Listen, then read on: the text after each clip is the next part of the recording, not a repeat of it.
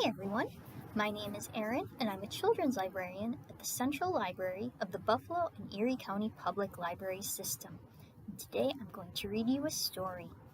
Our theme this summer is Imagine Your Story, and so with that in mind, I'm going to read you a tale from the Brothers Grimm, because I have had this book as long as I can remember, and it's done a lot to inspire my imagination as I was growing up, and I hope it does the same for you. The story I'm going to read today is called The Golden Goose. There was once a man who had 3 sons, and the youngest, who was called Simpleton, was constantly mocked, disdained, and slighted. Now, one day it happened that the oldest brother decided to go into the forest to chop wood, and before he went, his mother gave him a nice fine pancake and a bottle of wine so that he would not have to suffer from hunger or thirst. When he reached the forest, he met a gray old dwarf, who wished him good day and said, "Give me a piece of the pancake from your pocket, and let me have a drink of wine. I'm very hungry and thirsty."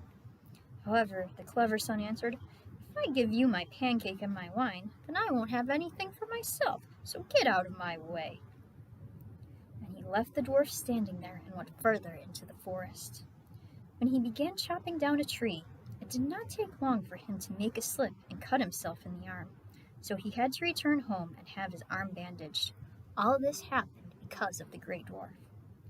Shortly thereafter, the second son went into the forest, and the mother gave him a pancake and a bottle of wine, just as she had given the eldest. The second son, too, met the gray old dwarf, who asked him for a piece of the pancake and a drink of wine. But the second son also spoke quite sensibly. "Whatever I give you, I'll be taking from myself, so get out of my way." Then he left the dwarf standing there and went further into the forest. Soon his punishment came as well. After he had whacked a tree a few times, he struck himself in the leg. Consequently, he had to be carried home. Then Simpleton said, "Father, let me go now and chop some wood." "Your brothers hurt themselves doing that," said the father, "so I want you to steer clear of the woods, especially since you know nothing about chopping down trees." However, Simpleton kept insisting until his father finally said, "Go ahead, perhaps you'll learn something after you've hurt yourself." The mother gave him a pancake made out of water and ashes, along with a bottle of sour beer. When he went into the forest, he too met the gray old dwarf, who greeted him and said, "Give me a piece of your pancake and a drink out of your bottle. I'm very hungry and thirsty." "I have only a pancake made of ashes and some sour beer," answered Simpleton, "but if that's all right with you, let's sit down and eat." So they sat down, and when Simpleton took out his cake made of ashes, it turned out to be a fine pancake, and the sour beer was good wine. After they had eaten and drunk, the dwarf said, "Since you have such a good heart and gladly share what you have, I'm going to grant you some good luck. There's an old tree over there. Just go and chop it down, and you'll find something among the roots." Then the dwarf took leave of him. Simpleton went over and chopped down the tree. When it fell, he saw a goose with feathers of pure gold lying among the roots. He lifted the goose up and carried it with him to an inn, where he intended to spend the night. Now the innkeeper had 3 daughters, and when they saw the goose, they were curious to know what kind of strange bird it was. Moreover, they each wanted to have one of its golden feathers. The oldest thought, "I'll surely find an opportunity to pluck one of its feathers." At one point, Simpleton went out, and she seized the goose by its wing, but her hand and fingers remained stuck to it. Soon afterward, the second sister came, and also intended to pluck a golden feather. However, no sooner did she touch her sister than she became stuck to her. Finally, the third sister came with the same intention, but the other 2 screamed, "Keep away! For heaven's sake, keep away!" But she did not comprehend why she should keep away and thought, "If they're there, I see no reason why I can't be." So she ran over, and when she touched her sister, she became stuck to her, and all 3 had to spend the night with the goose. The next morning, Simpleton took the goose in his arm, set out, and did not bother himself about the 3 sisters who were stuck to the goose. They were compelled to run after him constantly, left and right wherever his legs took him. In the middle of a field, they came across a parson, and when he saw the procession, he said, "Shame on you, you naughty girls! Is that the right way to behave?" Upon saying that, he grabbed the youngest sister by the hand and attempted to pull her away, but when he touched her, he also got stuck and had to run along behind them. Shortly afterward, the clerk came by and saw the parson trailing the three girls on their heels. In his amazement, he called out, "Hey, parson, where are you off to in such a hurry? Don't forget that we have a christening today." The clerk ran up to the parson, and as soon as he touched his sleeve, he became stuck like the others. Now the five of them had to trot after Simpleton, one stuck to the other, and they approached two farmers who were coming from the fields. The parson called out to them to set them loose. However, as soon as they touched the clerk, they got stuck, and now there were 7 of them trailing Simpleton and his goose. After some time, Simpleton came to a city ruled by a king who had a daughter that was so serious she never laughed. Consequently, the king issued a decree that whoever could make her laugh would have her for his wife.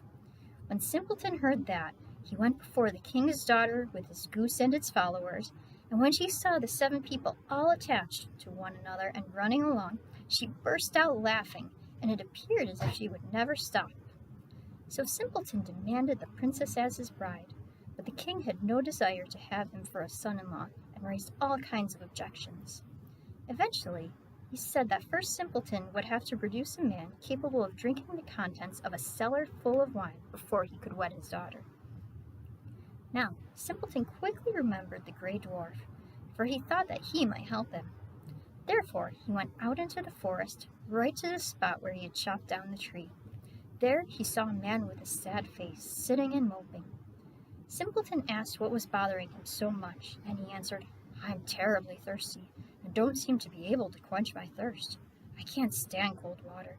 Just now I emptied a barrel of wine, but it was like a drop on a hot stone." "Well, I can help you," said Simpleton. "Just come with me, and you'll be able to drink your fill." He led him to the king's cellar, and the man rushed over to the large barrels and set to work. He drank so much that his sides began to hurt, but before the day was over, he had emptied the entire cellar. So once again, Simpleton demanded his bride, but the king was perturbed that such a common fellow, whom everyone called Simpleton, was to have his daughter. Therefore, he set a new condition. Now Simpleton had to produce a man who could eat a mountain of bread. Simpleton immediately went directly into the forest. There, on the same spot as before, he saw a man sitting who was pulling in a belt around his waist. The man made an awful face and said, "I've eaten an oven full of coarse bread, but what good is that when I'm hungry as a lion? My stomach's still empty, and I have to pull in my belt if I don't want to die of hunger." Simpleton was glad to hear that and said, "Get up and come with me. You shall eat your fill." He led him to the king's courtyard, where the king had gathered all the flour of the entire kingdom and had had it baked into a tremendous mountain. However, the man from the forest stepped up to it, began eating, and consumed the whole mountain in one day. Now for the 3rd time, Simpleton claimed his bride, but the king found another way out and demanded a ship that could sail on land and on water. "As soon as you come sailing back in it," he said, "you shall have my daughter for your wife." Simpleton went straight into the forest and encountered the gray old dwarf to whom he had given his cake. "I've drunk and eaten for you," said the dwarf.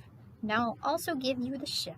I'm doing all this because you treated me so kindly." Then he gave him the ship, and when the king saw it, he could no longer prevent him from marrying his daughter. The wedding was celebrated, and after the king's death, Simpleton inherited the kingdom and lived happily ever after with his wife. The end.